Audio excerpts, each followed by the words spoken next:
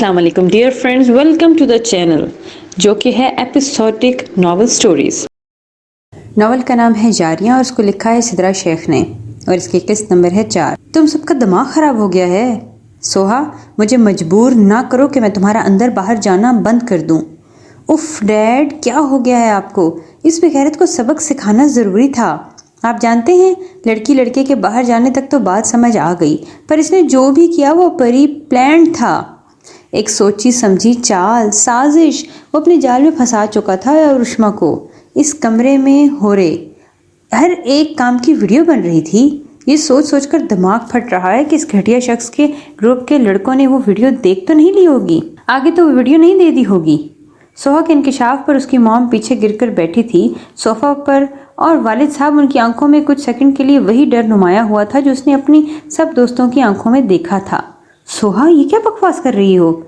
या अल्लाह, वो लड़की जिस लड़के पर इतना यकीन करके घर की दहलीज पार कर गई, वो लड़का इस कदर घटिया है, ये बताना चाह रही हो? फिर तो तुम लड़कियों से बड़ा बेवकूफ़ कोई नहीं ठहरा मेरी नज़र में। साइम साहब अपने सर पर हाथ फेरे पीछे हो गए थे। वो इस वक्त उनके स्टडी रूम में थे। गार्ड ने घर पहुंचते ही सब कुछ बता दिया था उन्हें और फिर उन्होंने सोहा को बुलाया था अपने पास। साइम, रिलैक्स, आपने ही कहा था इस मसले को आहिस्तगी से हल करना होगा। अब आप इस तरह रिएक्ट कर रहे हैं तो क्या करूं? हाशिम साहब की बेटी का इतनी अंधी हो गई थी, बाप को इतना बड़ा धोखा दे किस घटिया शख्स के लिए? भाई का सर झुका दिया किसके लिए? 2 दिन की मोहब्बत के लिए? तुम आज की नस्लें समझती हो? बस गलती की मुआफ़ी तलाफ़ी हो गई। हम खुदकुशी की धमकी देंगे तो माँ बाप बन जाएंगे, और माँ बाप बन भी जाते हैं, पर ये औलादें क्या कर रही हैं? क्या मिलता है तुम्हें?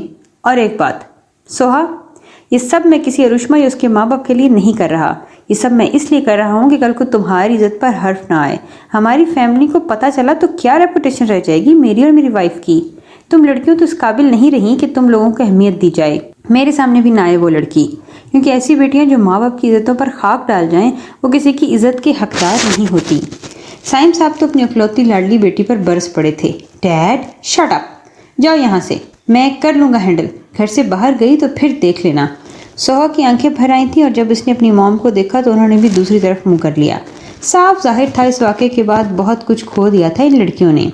जो इन्हें मिल रहा था वो ज़हनी अजियत थी। निक्कत, मैं जो कहना चाहता हूँ वो, आप फिर रिश्ते से इनकार करना चाहते हैं? निक्कत बेगम ने अफसरदगी से कहा। नहीं निक्कत, बात ये है हाशिम भाई, हमें जहेज़ में कुछ नहीं चाहिए। मुझे रुश्मा हमेशा से ही पसंद रही। आसिम के लिए तो मैं चाह कर भी हमेशा से रुश्मा से ही शादी करवाना चाहता था। आप निकाह करवा दें, उन्होंने खुशी खुशी कहा था, पर हाशिम साहब के अगले अल्फाज पर उनकी भी सांसें थम गईं। अरुष्मा प्रेग्नेंट है। क्या? अरुष्मा की शादी आपने कर दी थी? निकाह किया था किसी के साथ? इस कमरे की 4 दीवारी में वो थे, उनकी बीवी थी, उनकी छोटी बहन और उनकी 2 बेटियां मौजूद थीं। तुम वो बार दोहराने को कह रही हो जिसे ज़िंदगी में एक बार दोहराया तो 100 बार जख्मी हुई मेरी ज़ुबान। अरुष्मा मेरी बेटी, मेरी बापर्दा बेटी, बिन ब्याही माँ बन चुकी है। या खुदाया, वो भी एक झटके से उसी जगह बैठ गई थी जहाँ उनकी भाभी सर झुकाए बैठी थी। निक्कत, आज तक तुम मेरी बेटी का रिश्ता मांगने आई हो, आज मैं हाथ फैलाए तुमसे भीख मांग रहा हूँ। इस सच को सुनने के बाद भी मेरी बेटी को अपना लो। आसिम और अरुष्मा। बस हाशिम भाई, अरुष्मा जैसी बदजात के साथ मेरे बेटे का नाम भी मत लीजिएगा। नहीं, कभी नहीं। इस नस्ल की बहू, इस बेहयाई को तो मैं कभी दुश्मन की बेटी के लिए भी तस्लीम न करूँ। वो तो फिर मेरा बेटा है। इन पर्दों में, बेटियों की इन नकालों में ये बेशर्मी छुपाई हुई थी आपने? वो चीख उठी थी और किसी ने सोचा भी नहीं था कि नरम शगुफ्ता लहजा रखने वाली फुप्पो इस तरह भी चिल्ला सकती है जैसे अब वो गुस्सा कर रही थी। निक्कत बाजी, बस। भाभी, मेरा भाई तो घर से बाहर मेहनत मजदूरी करता रहा, बेटियां तो आपके सुपुर्द होती थी ना, क्यों ना रख सकी आप मेरे भाई की इज्जत का संभाल कर? भाई की आंखों में आंसुओं का दरिया देखे वो अपनी भाभी पर बरस पड़ी थी। इन बच्चियों के लिए मेरा भाई लड़ता रहा, मरता रहा, मेहनत मजदूरी करता रहा कि मेरी बच्चियों को अच्छी खुराक मिल जाए, अच्छी तालीम मिल जाए। ये सलाह दिया तुम लोगों ने? अपनी दोनों भतीजों की तरफ से देखो, पूछा था उन्होंने? हाशिम भाई, अरुष्मा मेरी नहीं आसिम की भी पसंद थी, पर आपकी बेटी अब इस काबिल नहीं कि हम शरीफ लोग इसे अपने घर की इज्जत बना सकें। जो बाप की इज्जत को रौंद गई वो शौहर की इज्जत को भी बेच खाएगी। मात कर दीजिएगा बस मुझे अब। हाथ जोड़कर भाई के आगे वो वहाँ से चली गई थी। یہ سب اس کی وجہ سے ہوا ہے. میں رشما کو آج خود ہی ختم کر دوں گی. رشما کی امی برداشت نہیں کر پائی تھی اپنے شوہر کی اتنی تذلیل جو وہاں بیٹھے ہاتھوں کو دیکھ رہے تھے. وہ اپنی بیٹی کے کمرے میں گئی, بالوں سے پکڑ کر بستر سے ہمیں نیچے گرایا تھا. ہماری نیندیں حرام کر کے تم سکون کی نیند سو رہی ہو. آج تمہارا باپ زندہ لاش بنا ہوا ہے. تم عزتیں لٹوانے کے بعد گھر واپس ہی کیوں آئی؟ رشما کو زوردار تھپڑ مار کر پوچھا تھا انہوں نے. تمہاری پھپھو نے تمہارا سچ جاننے کے بعد اس رشتے سے انکار کر دیا ہے, بلکہ ٹھکرا دیا ہے تمہیں. تم جو کرتی آئی تھی نا عاصم کو ٹھکرا کر, تمہیں بھی آج ٹھوکر پڑ گئی تھی. وہ تمہیں نہیں ہمیں پڑی ہے. میں اینڈ تک پر امید تھی کہ وہ لوگ تمہیں اپنا لیں گے. کتنے تھپڑ غصے میں مار چکی تھی وہ رشما کو, اور وہ گھٹنوں میں منہ چھپائے روئے جا رہی تھی. کسی کو نظر نہیں آ رہا تھا کہ غلطی کس کی ہے, گناہ کس کا ہے. یہاں جس کو پتہ چل رہا تھا وہ گندی اولاد کو نہیں دیکھتا, ماں کو گندا کہتا ہے. میں ہی گندی ہوں جو تم پر اندھا یقین کیا میں نے. تعلیم تعلیم تعلیم, پڑھ لکھ کر جو جھنڈے تم نے لگانے تھے, جو عزت بخشنی تھی, اپنی بے حیائی سے تم نے اتنی ہی بدنامی دی ہمیں. اب ہر روز یہ تماشا لگے گا. تمہارے باپ میں ہمت نہیں ہے دکان میں جانے کی. وہ مضبوط اور واحد سرپرست تمہارا اب ڈر کے گھر کی چار دیواری میں محصور ہو کر رہ گیا ہے. تم نے باپ کو تو جیتے جی مار دیا آوارہ لڑکی. ممتا رو رہی تھی پر اندر ایک غصے کی شدت تھی جو کم نہ ہو پا رہی تھی ان کی. اس وقت سوہا کو جلدی جلدی میں کال ملا دی تھی رشما کی بہن نے. آپ کسی طرح رشما کو اپنے ساتھ لے جائیں, یہاں رہی تو وہ گھٹ گھٹ کر مر جائے گی, نہیں تو اس کی وجہ سے میرے ماں باپ مر جائیں گے. میں وہیں جا رہا ہوں پولیس کے ساتھ, آپ چلنا چاہیں گے؟ سوہا اندر چلی گئی تھی اور جلدی سے اپنے ڈیڈ کو رشما کے والد کے پاس چھوڑ کر.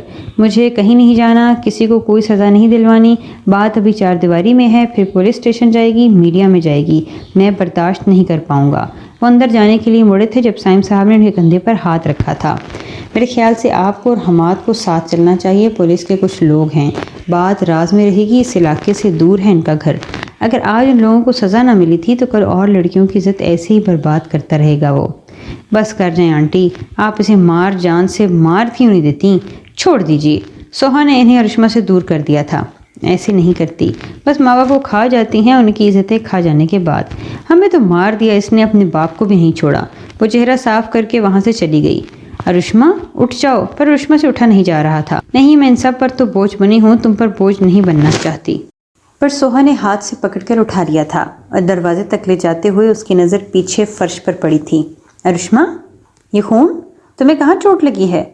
پاؤں پر. چلا نہیں جائے گا. پر میں رکنا بھی نہیں چاہتی. زندگی سے تھک گئی ہوں, پر میں مرنا بھی نہیں چاہتی. رشما نے نڈھال آنکھیں بند کر کے سوہا کے کندھے پر سر رکھ لیا تھا. رشما کے الفاظ میں درد شدت تھا, پر سوہا ایک ہمدردی کا لفظ نہیں بولنا چاہتی تھی. اس گناہ کی حمایت ہو جاتی اگر وہ ہمدردی دکھا دیتی. آپ میرے بیٹے پر الزام نہیں لگا سکتے. آپ کی جوان بیٹی کو شرم آنی چاہیے جو لڑکوں کے ساتھ باہر جاتی ہیں. مرد تو مرد ہے, اب الزام لگا رہے ہیں. شانی بیٹا, ہم کیس کریں گے ان لوگوں پر. شانی کی والدہ نے جیسے ہی اس کا ہاتھ کھینچ کر اندر لے جانے کی کوشش کی تو شانی وہیں رکا ہوا تھا. دوسرے ہاتھ پر ہتھکڑی بندھی ہوئی تھی. یہ ہماری حراست میں ہے. اس کو ساتھ اس لیے لائے ہیں کہ جو ویڈیو اس نے باقی لڑکیوں کی بنائی ہے ہم اسے گھر سے ڈھونڈ سکیں. جاؤ کام کرو, ایک ایک کونا ڈھونڈنا. اندر میری بیٹیاں ہیں. اندر جن کی ویڈیو موجود ہے وہ بھی بیٹیاں تھیں کسی کی. حماد غصے سے کہہ کر سامنے کھڑا ہوا تھا اور شانی کے والد کے. امی ابو مجھے بچا لیں, یہ لوگ جھوٹ بول رہے ہیں. وہ رشما تو مجھے خود ملنے آئی تھی, وہ بد کردار تھی, میرے پیچھے پڑی ہوئی تھی. حماد کا قہر شانی پر برسا تھا. سب کے سامنے اس نے شانی کو اتنے مکے مار دیے تھے. بس حماد, میں اپنے بیٹے کو بچا لوں گی. ظہیر, آپ ابھی اپنے وکیل دوست سے بات کریں. ظہیر صاحب نے جیب سے فون نکالا تھا اور اپنے دوست کو فوراً بلا لیا تھا. شانی کے کمرے سے اور بہت سی ڈیوائسز ملی تھی جن میں بہت سی ویڈیوز کا ڈیٹا موجود تھا, پر شانی کی والدہ تو بار بار رشما کے کردار پر کیچڑ اچھالنے میں لگی ہوئی تھیں, جس کو بہت خاموشی سے سن رہے تھے ہاشم صاحب. دیکھیں آفیسر, یہ معاملہ آگے جائے گا تو بدنامی آپ کی بیٹی کی بھی ہوگی. شانی کو جیل بھیجنے کے علاوہ کوئی راستہ بتائیں. اس بات پر حماد کھڑا ہو گیا تھا. میں بتاتا ہوں راستہ. اس کی بہن کے ساتھ بھی وہی کرتا ہوں میں. پھر جو سزا تم لوگ میرے لیے بتاؤ گے وہی سزا اس کنجر کو بھی دے دے. You bastard. سب سے زیادہ شانی اچھلا تھا اور ایک تھپڑ اسے پڑا تھا جس کے والد نے مارا تھا. شاہان, مجھے پتا ہوتا کہ تو اس طرح نام روشن کرے گا میں تجھے بہت پہلے نکال دیتا. اب کسی مرد نے تیری بہن کو منسوب کر کے ایک بہت بڑی بات کی ہے. تیری جگہ کوئی اور ہوتا تو غیرت سے مر جاتا.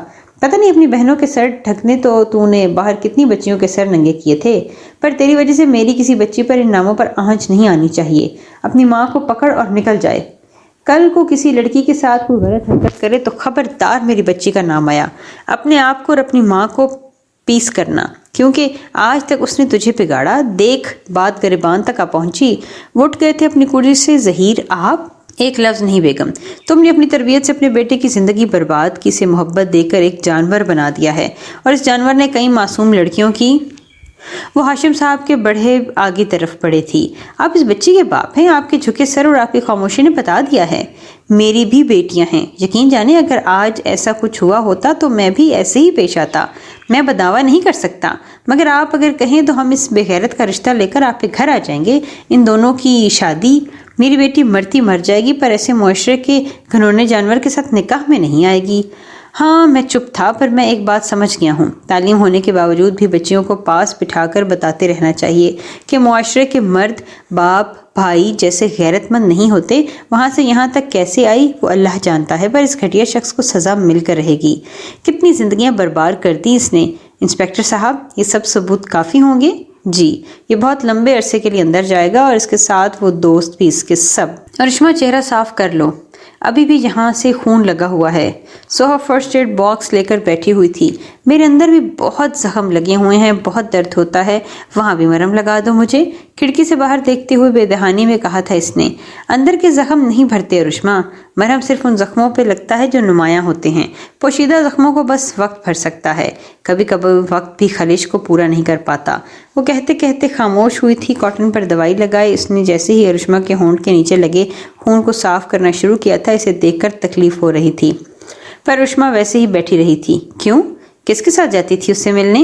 कौन करवाता था तुम्हारी मुलाकातें? इस लड़के ने जिससे तुमसे मोहब्बत की कस्में खा दी थी, मिलने जाती रही थी। उसने इंकशाफ किया तो बहुत मुलाकातें होती थी तुम दोनों की। वो तो दुबई नहीं भाग गया था? अरुष्मा का सर अभी भी नीचे था। ऐसे रिफंडरों को दुबई के वीज़े नहीं मिलते, बल्कि हवालात के धक्के मिलते हैं। तुम्हें जानकर गम होगा कि तुम्हारे अलावा भी इसने इश्क की दास्तानें रकम की हुई थीं, बहुत सी लड़कियों के साथ।